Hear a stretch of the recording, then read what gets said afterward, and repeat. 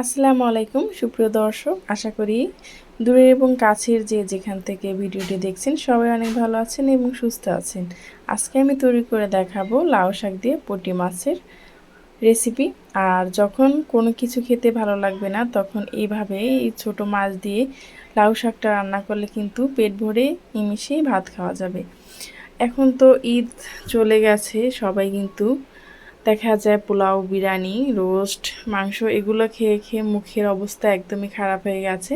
তার মাঝখানে যদি এরকম ছোট মাছ দিয়ে একটা শাকের রেসিপি থাকে তাহলে তো কোনো কথাই নেই।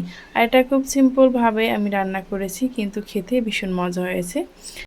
আমি এখানে কিছু পুঁটি মাছ কেটে ধুয়ে পরিষ্কার করে নিয়েছি আলু, তার সাথে নিয়েছি লাউয়ের ডাঁটা, নিয়েছি 1 কাপ পেঁয়াজ কুচি আর শাকটাকে ভালোভাবে পরিষ্কার করে ধুয়ে নিয়েছি। এখন আমি একটি ফ্রাই প্যান বসিয়ে দিলাম, দিয়ে দিলাম পর্যাপ্ত পরিমাণ তেল। আমি এই মাছটাকে ভেজে রান্না করব, সেই জন্য আগে আমি মাছটাকে ভাজবো, তারপর এই কড়াইতে আমি রান্না করব। এখন আমি দিয়ে দিচ্ছি আগে থেকে হলুদ এবং মরিচ লবণ মাখিয়ে মাছটা। প্রথমে আমি কড়াইতে কিন্তু একটু লবণ দিয়ে দিচ্ছি যাতে করে মাছটা খুব সুন্দরভাবে উঠে আসে, সেই জন্য। এখন আমি মাছগুলো দিয়ে মিডিয়াম টু হাই হিটে রেখে মাছটাকে ভেজে নেব। একদম হাই হিটে রেখে ভাজা যাবে না, আবার একদম লো হিটেও রেখে ভাজা যাবে না। লো হিটে রাখলে মাছটা একদম সেদ্ধ হয়ে যাবে, উল্টাতে গেলে ভেঙে যাবে। আর মিডিয়াম টু হাই হিটে রেখে মাছটাকে ভাজা করলে একদম খুব সুন্দরভাবে মাছটা ভাজা হয়ে যাবে। দেখতে পাচ্ছেন মাছটা কিন্তু খুব সুন্দরভাবে একদম ভাজা হয়ে গেছে, মুচমুচে।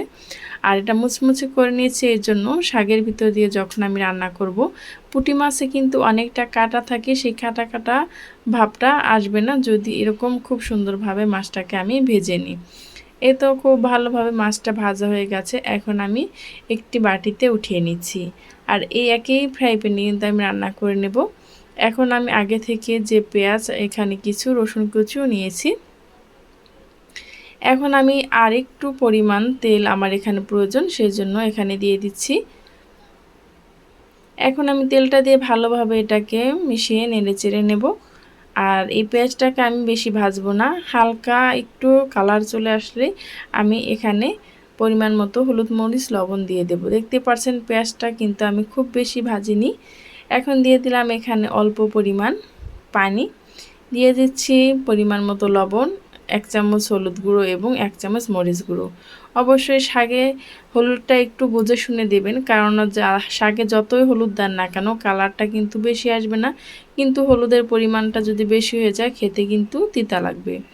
এখন আমি ভালোভাবে মশলাটাকে কষিয়ে নিয়েছি, দেখতে পাচ্ছেন। এখন যে আলু আর লাউয়ের যে ডাঁটাটা ছিল সেটা আমি পরিষ্কার করে ধুয়ে রেখেছিলাম, সেটা এখন দিয়ে দিচ্ছি। আর একসাথে শাক আর আলু লাউয়ের ডাঁটা দেওয়া যাবে না, তাহলে শাকটা কিন্তু একদম লালচে হয়ে যাবে, খেতে ভালো লাগবে না বা টকও হয়ে যেতে পারে।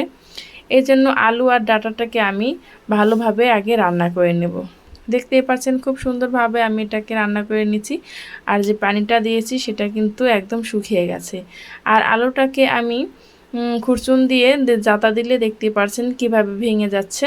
এ পর্যায়ে আমি এসে আমার পরিমাণ মতো যতটুকু আমি ঝোল রাখবো সেই পরিমাণ মতো আমি কিন্তু পানি দিয়ে দিলাম। এখন যখন বলক চলে আসবে খুব সুন্দরভাবে, এই পর্যায়ে এসে আমি শাকগুলো দিয়ে দেব।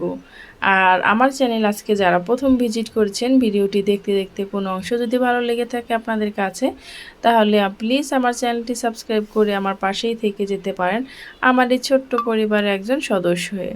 এই তো শাকগুলো আমি ভালোভাবে নেড়েচেড়ে মিশিয়ে দিয়েছি। এখন আমি ঢাকনা দিয়ে এটাকে ঢেকে রান্না করে নেব আরও 2 মিনিটের মতো। এখন আমি যে ভেজে রাখা মাছগুলো ছিল সেটা কিন্তু এর ভেতরে দিয়ে দিচ্ছি। আর মাছগুলো এতটা মুচমুচে ভাজা হয়েছিল, আমার ঘরে কিন্তু একটা ছোট্ট ছানা আছে, সে কিন্তু টুকটুক করে কিছুটা নিয়ে খেয়েও ফেলেছে। এখন আমি দিয়ে দেবো সুন্দর একটা ফ্লেভার আসার জন্য কাঁচামরিচ, দেখতে পাচ্ছেন। এখন আমি ঢাকনা দিয়ে 3 মিনিট রান্না করে নিয়েছি। এখন দিয়ে দিচ্ছি আমি ধনেপাতা কুচি, দিয়ে ভালোভাবে আমি এটাকে মিশিয়ে নিচ্ছি। আমার কিন্তু রান্নাটা একদম কমপ্লিট হয়ে গেছে। এখন কিন্তু আমি এটাকে গরম ভাতের সাথে পরিবেশন করে নেব। আর এটা খেতে কতটা মজা হয়েছে সেটা আপনাদের বলে বোঝাতে পারবো না। আমি একটি বাটিতে এখন সার্ভ করে নিচ্ছি। এতক্ষণ পর্যন্ত আমার সাথে যারাই ধৈর্য ধরে ছিলেন তাদেরকে জানাই অসংখ্য ধন্যবাদ।